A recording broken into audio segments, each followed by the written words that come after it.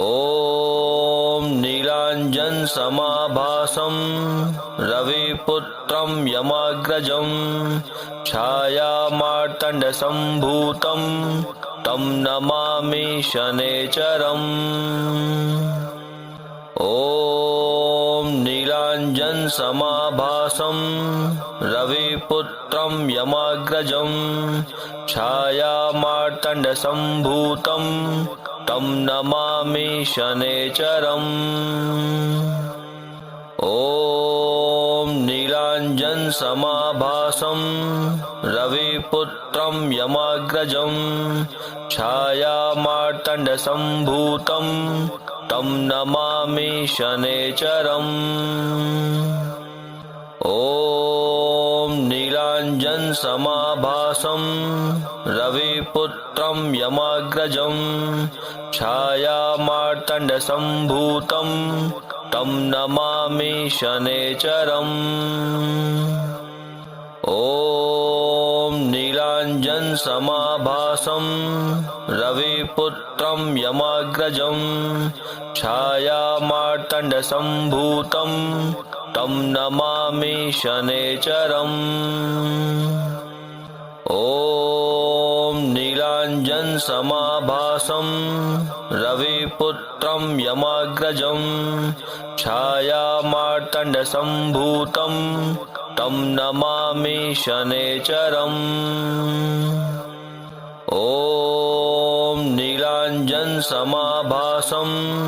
रविपुत्रं यमाग्रजं छायामार्तण्डसम्भूतं तं नमामि शनैश्चरम्। ॐ नीलाञ्जनसमाभासं रविपुत्रं यमाग्रजं छायामार्तण्डसम्भूतं तं नमामि शनैश्चरम्। ॐ नीलाञ्जनसमाभासं रविपुत्रं यमाग्रजं छायामार्तण्डसम्भूतं तं नमामि शनैश्चरम्। ॐ नीलाञ्जनसमाभासं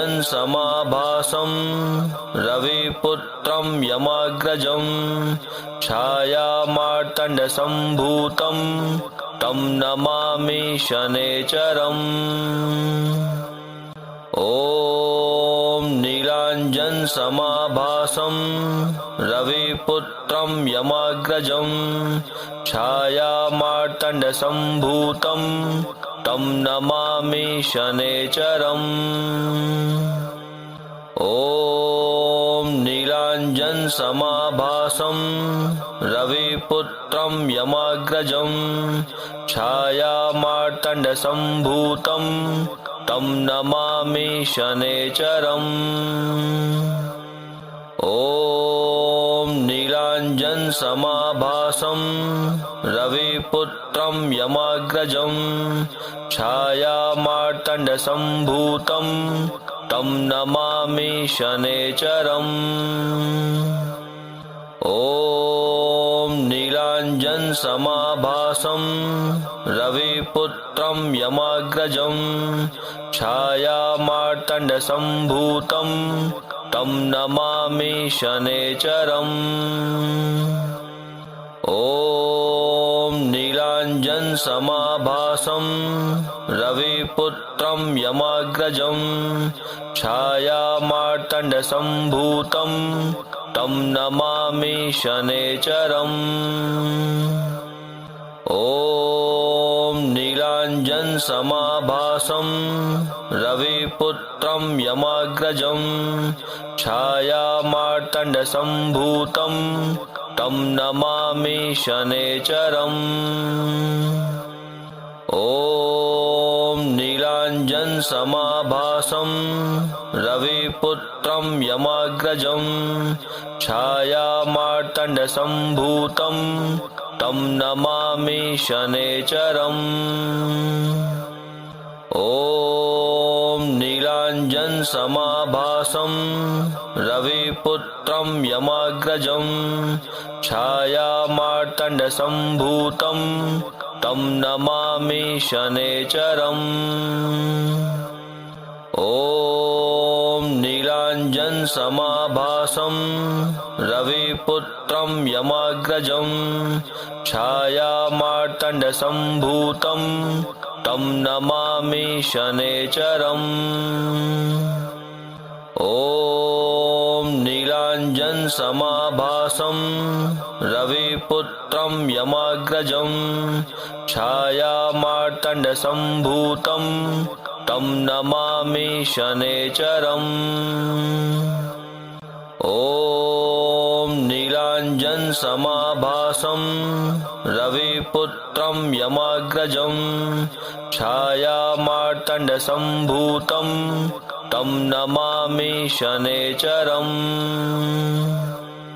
ॐ नीलाञ्जनसमाभासं रविपुत्रं यमाग्रजं छायामार्तण्डसम्भूतं तं नमामि शनेचरम् ॐ नीलाञ्जनसमाभासं रविपुत्रं यमाग्रजं छायामार्तण्डसम्भूतं तं नमामि शनेचरम् ॐ नीलाञ्जनसमाभासं रविपुत्रं यमाग्रजं छायामार्तण्डसम्भूतं तं नमामि शनेचरम् ॐ नीलाञ्जनसमाभासं रविपुत्रं यमाग्रजं छायामार्तण्डसम्भूतं तं नमामि शनेचरम् ॐ नीलाञ्जनसमाभासं रविपुत्रं यमाग्रजं छायामार्तण्डसम्भूतं तं नमामि शनेचरम् ॐ नीलाञ्जनसमाभासं रविपुत्रं यमाग्रजं छायामार्तण्डसम्भूतं तं नमामि शनेचरम् ॐ नीलाञ्जनसमाभासं रविपुत्रं यमाग्रजं छायामार्तण्डसम्भूतं तं नमामि शनेचरम् ॐ नीलाञ्जनसमाभासं रविपुत्रं यमाग्रजं छायामार्तण्डसम्भूतं तं नमामि शनेचरम् ॐ नीलाञ्जनसमाभासं रविपुत्रं यमाग्रजं छायामार्तण्डसम्भूतं तं नमामि शनेचरम् ॐ नीलाञ्जनसमाभासं रविपुत्रं यमाग्रजं छायामार्तण्डसम्भूतं तं नमामि शनेचरम् ॐ नीलाञ्जनसमाभासं रविपुत्रं यमाग्रजं छायामार्तण्डसम्भूतं तं नमामि शनेचरम् ॐ नीलाञ्जनसमाभासं रविपुत्रं यमाग्रजं छायामार्तण्डसम्भूतं तं नमामि शनेचरम् ॐ नीलाञ्जनसमाभासं रविपुत्रं यमाग्रजं छायामार्तण्डसम्भूतं तं नमामि शनेचरम् ॐ नीलाञ्जनसमाभासं रविपुत्रं यमाग्रजं छायामार्तण्डसम्भूतं तं नमामि शनेचरम् ॐ नीलाञ्जनसमाभासं रविपुत्रं यमाग्रजं छायामार्तण्डसम्भूतं तं नमामि शनैश्चरम्। ॐ नीलाञ्जनसमाभासं रविपुत्रं यमाग्रजं छायामार्तण्डसम्भूतं तं नमामि शनैश्चरम्। ॐ नीलाञ्जनसमाभासं रविपुत्रं यमाग्रजं छायामार्तण्डसम्भूतं तं नमामि शनैश्चरम्। ॐ नीलाञ्जनसमाभासं रविपुत्रं यमाग्रजं छायामार्तण्डसम्भूतं तं नमामि शनैश्चरम्। ॐ नीलाञ्जनसमाभासं रविपुत्रं यमाग्रजं छायामार्तण्डसम्भूतं तं नमामि शनैश्चरम्। ॐ नीलाञ्जनसमाभासं रविपुत्रं यमाग्रजं छायामार्तण्डसम्भूतं तं नमामि शनैश्चरम्। ॐ नीलाञ्जनसमाभासं रविपुत्रं यमाग्रजं छायामार्तण्डसम्भूतं तं नमामि शनैश्चरम्। ॐ नीलाञ्जनसमाभासं रविपुत्रं यमाग्रजं छायामार्तण्डसम्भूतं तं नमामि शनैश्चरम्। ॐ नीलाञ्जनसमाभासं रविपुत्रं यमाग्रजं छायामार्तण्डसम्भूतं तं नमामि शनैश्चरम्। ॐ नीलाञ्जनसमाभासं रविपुत्रं यमाग्रजं छायामार्तण्डसम्भूतं तं नमामि शनैश्चरम्। ॐ नीलाञ्जनसमाभासं रविपुत्रं यमाग्रजं छायामार्तण्डसम्भूतं तं नमामि शनैश्चरम्। ॐ नीलाञ्जनसमाभासं रविपुत्रं यमाग्रजं छायामार्तण्डसम्भूतं तं नमामि शनैश्चरम्। ॐ नीलाञ्जनसमाभासं रविपुत्रं यमाग्रजं छायामार्तण्डसम्भूतं तं नमामि शनैश्चरम्। ॐ नीलाञ्जनसमाभासं रविपुत्रं यमाग्रजं छायामार्तण्डसम्भूतं तं नमामि शनैश्चरम्। ॐ नीलाञ्जनसमाभासं रविपुत्रं यमाग्रजं छायामार्तण्डसम्भूतं तं नमामि शनैश्चरम्। ॐ नीलाञ्जनसमाभासं रविपुत्रं यमाग्रजं छायामार्तण्डसम्भूतं तं नमामि शनैश्चरम्। ॐ नीलाञ्जनसमाभासं रविपुत्रं यमाग्रजं छायामार्तण्डसम्भूतं तं नमामि शनैश्चरम्। ॐ नीलाञ्जनसमाभासं रविपुत्रं यमाग्रजं छायामार्तण्डसम्भूतं तं नमामि शनैश्चरम्। ॐ नीलाञ्जनसमाभासं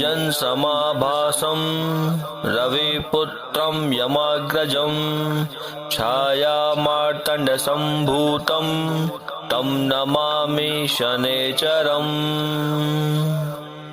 ॐ नीलाञ्जनसमाभासं रविपुत्रं यमाग्रजं छायामार्तण्डसम्भूतं तं नमामि शनैश्चरम्। ॐ नीलाञ्जनसमाभासं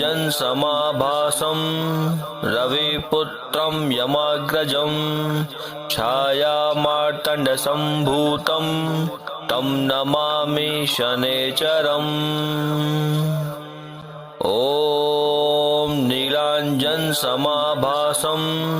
रविपुत्रं यमाग्रजं छायामार्तण्डसम्भूतं तं नमामि शनैश्चरम्। ॐ नीलाञ्जनसमाभासं रविपुत्रं यमाग्रजं छायामार्तण्डसम्भूतं तं नमामि शनैश्चरम्। ॐ नीलाञ्जनसमाभासं रविपुत्रं यमाग्रजं छायामार्तण्डसम्भूतं तं नमामि शनैश्चरम्। ॐ नीलाञ्जनसमाभासं रविपुत्रं यमाग्रजं छायामार्तण्डसम्भूतं तं नमामि शनैश्चरम्।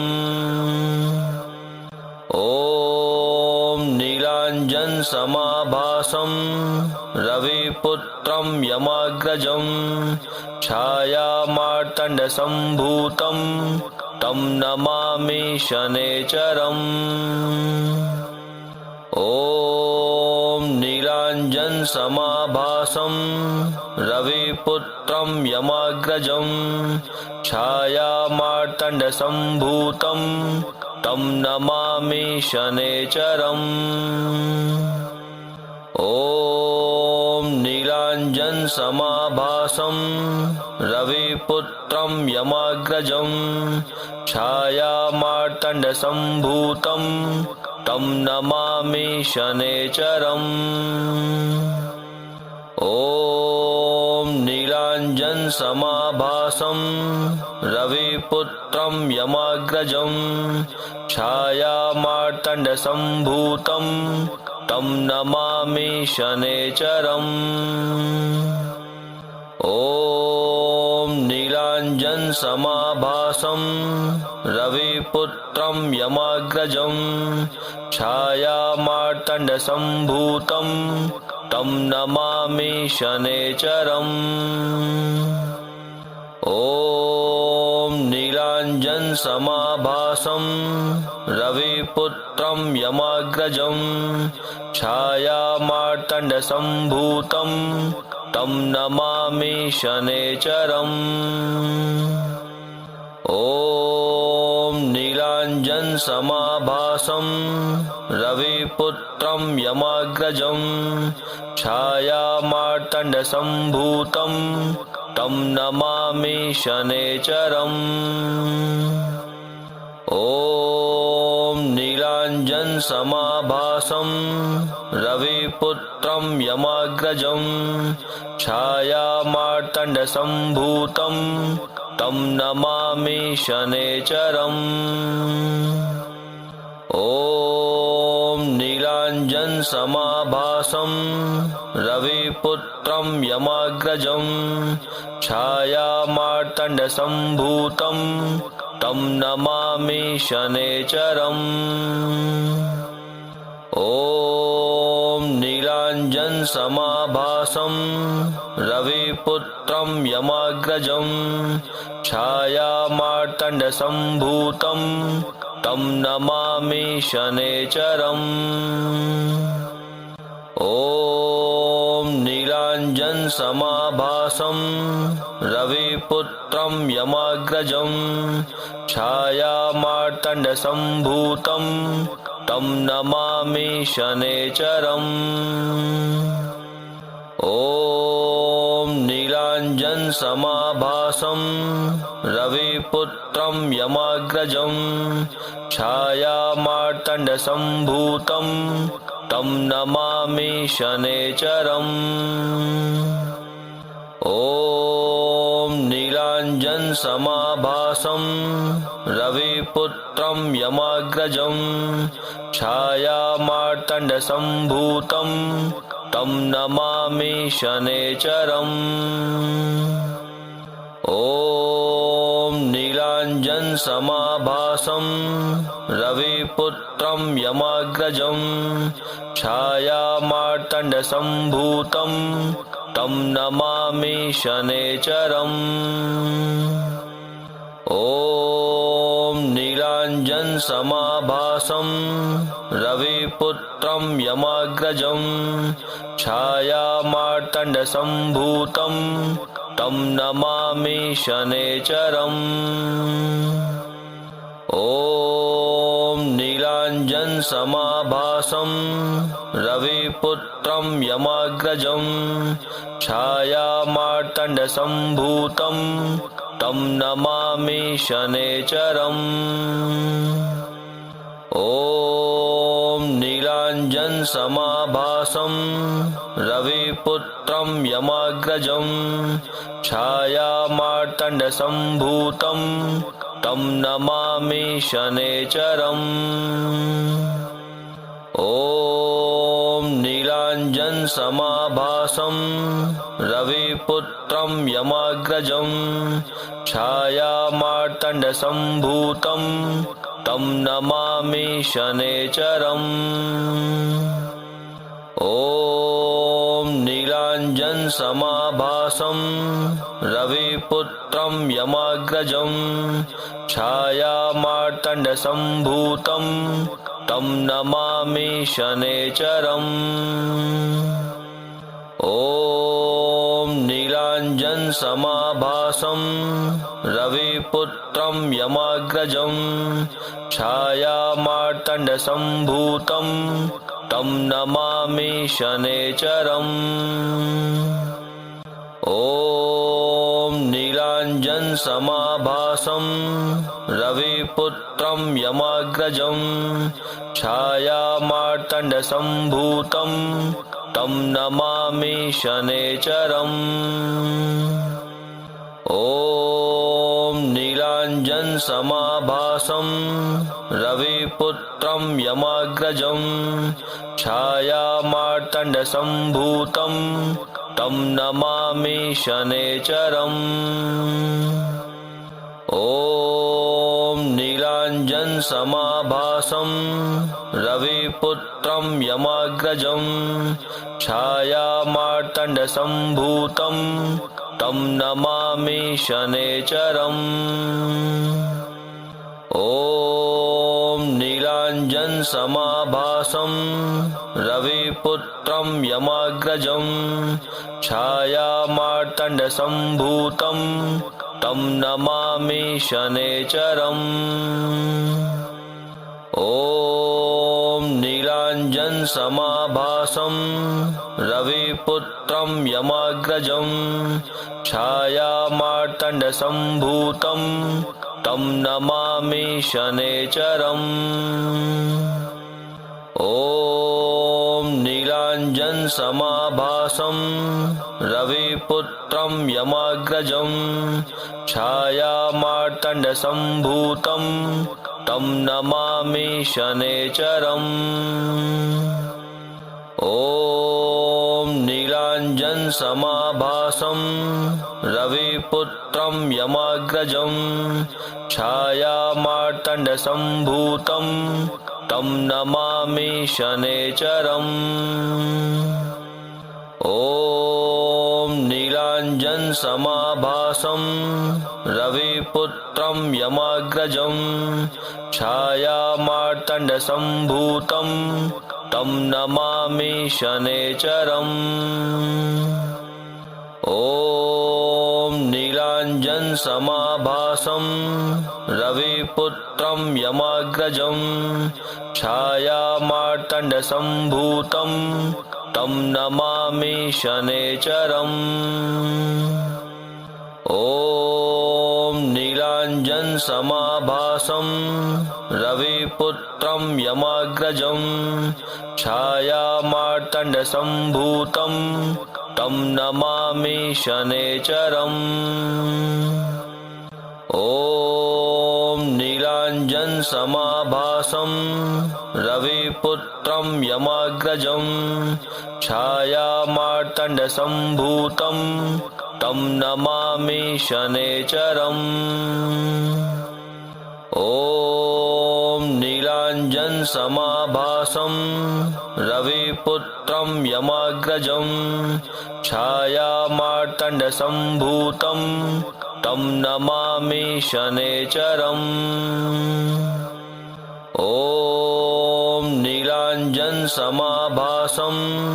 रविपुत्रं यमाग्रजं छायामार्तण्डसम्भूतं तं नमामि शनैश्चरम्। ॐ नीलाञ्जनसमाभासं रविपुत्रं यमाग्रजं छायामार्तण्डसम्भूतं तं नमामि शनैश्चरम्। ॐ नीलाञ्जनसमाभासं रविपुत्रं यमाग्रजं छायामार्तण्डसम्भूतं तं नमामि शनैश्चरम्। ॐ नीलाञ्जनसमाभासं रविपुत्रं यमाग्रजं छायामार्तण्डसम्भूतं तं नमामि शनैश्चरम्। ॐ नीलाञ्जनसमाभासं रविपुत्रं यमाग्रजं छायामार्तण्डसम्भूतं तं नमामि शनैश्चरम्। ॐ नीलाञ्जनसमाभासं रविपुत्रं यमाग्रजं छायामार्तण्डसम्भूतं तं नमामि शनैश्चरम्। ॐ नीलाञ्जनसमाभासं रविपुत्रं यमाग्रजं छायामार्तण्डसम्भूतं तं नमामि शनैश्चरम्। ॐ नीलाञ्जनसमाभासं रविपुत्रं यमाग्रजं छायामार्तण्डसम्भूतं तं नमामि शनैश्चरम्। ॐ नीलाञ्जनसमाभासं रविपुत्रं यमाग्रजं छायामार्तण्डसम्भूतं तं नमामि शनैश्चरम्। ॐ नीलाञ्जनसमाभासं रविपुत्रं यमाग्रजं छायामार्तण्डसम्भूतं तं नमामि शनैश्चरम्। ॐ नीलाञ्जनसमाभासं रविपुत्रं यमाग्रजं छायामार्तण्डसम्भूतं तं नमामि शनैश्चरम्। ॐ नीलाञ्जनसमाभासं